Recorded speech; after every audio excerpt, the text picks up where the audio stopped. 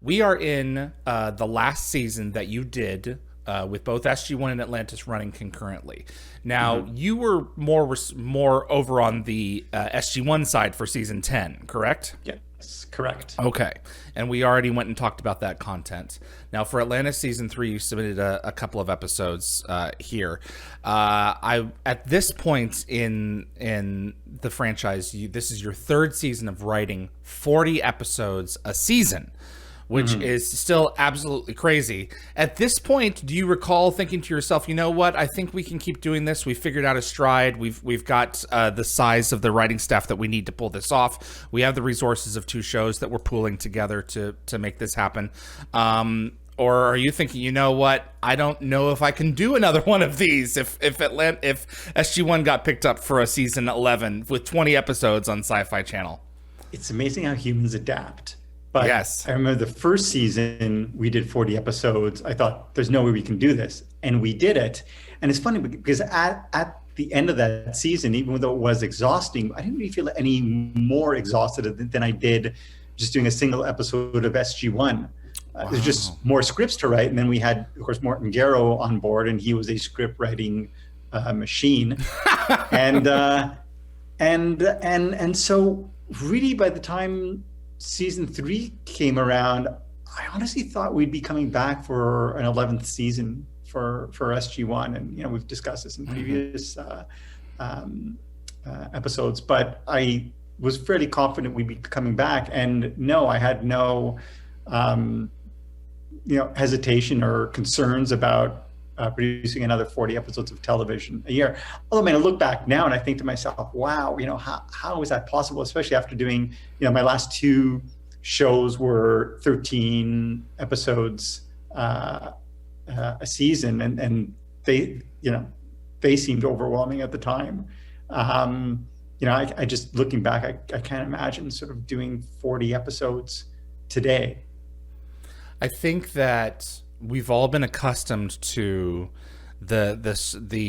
we've had enough time in this new era of the reduced number of episodes for most of the shows that we watch. There's still a couple of shows out there that still do 20 or 22, but there really are few and far between. I think that by and large, I would say the quality of the shows that are selected, in terms of the stories that are selected to air from a pool of shows, from a pool of ideas that writers have gotten together, and say, okay, well, we could, these are the really great ones, these are the kind of the okay ones, and these are, man, if these other things don't work out, we're going to have to go here.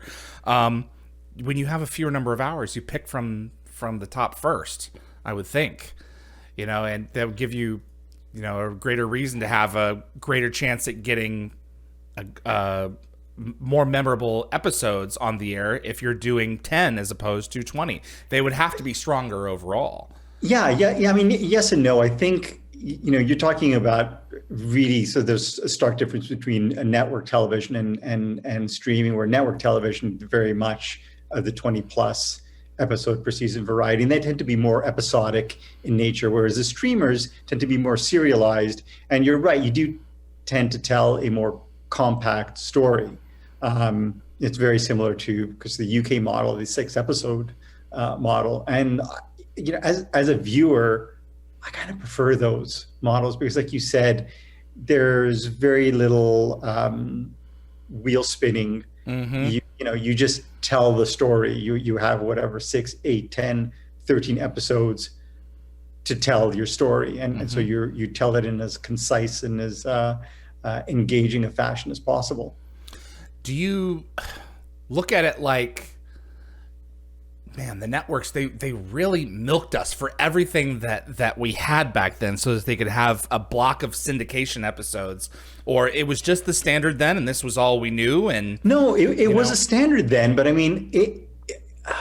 like I said, it was an episodic storytelling, right? So one of the things that we loved about working on Stargate was that each episode was almost like a mini movie. It had its own beginning, middle, and end. And even though there were certain serialized elements over the course of a season, usually those episodes stood on their own. which is why they call them standalones. Right. And so, they were always a lot of fun to write because you just put everything on that page, just as I said, it was just kind of almost like a perfect whole that in that hour, or really more like 44 minutes and change. And so really it wasn't a matter of I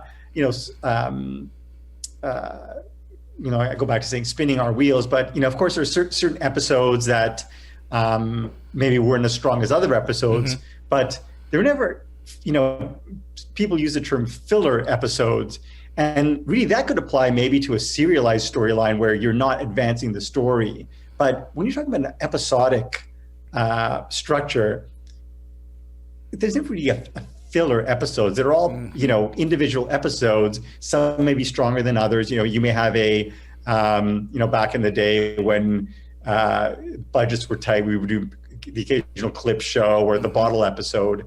But even again, I look at Stargate and frankly Dark Matter, and two of the bottle episodes, A Window of Opportunity and what was the name of the Dark Matter episode? With the time travel? What was it? Oh my gosh, this is terrible. I can't even remember. But in any case, they turned out to be the fan favorites. All the Time in the World? Maybe? That sounds familiar. All the Time in the World. That's it. Yes. Okay. Why do you think that is? Do you think that there is inspiration that comes out of constraint? Do you think necessity really is the mother of virtue? Necessity is the mother of invention? I think that has a lot to do with it.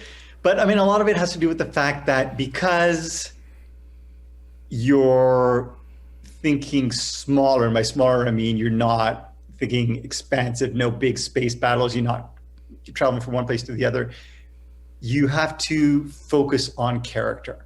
Right. And I think as a result, that's why those episodes are so memorable, because they tend to be more character oriented and really more relationship oriented than anything. And so I think that's why they turn out to be fan favorites. And also, more often than not, they tend to be the humorous episodes as well. That's a certain amount of humor. Thanks for watching this clip from Dial the Gate. You can find the full live stream shows on our YouTube channel or visit dialthegate.com for the complete schedule. See you on the other side.